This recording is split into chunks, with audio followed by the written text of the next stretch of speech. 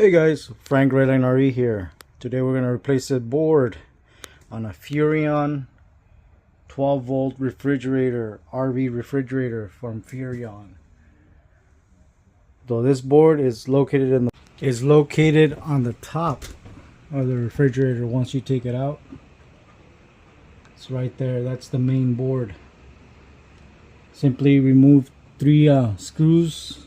One here, one in the middle, and one over there. Remove this cover, and then your main board should be right there. Here's your new one. Here's your old one. They look a little different, but this is the revised version from Libert. And just simply change those plugs onto the new one. And that's it, guys. Thank you guys for watching. You know why replacing the board? That's why. Burnt out board.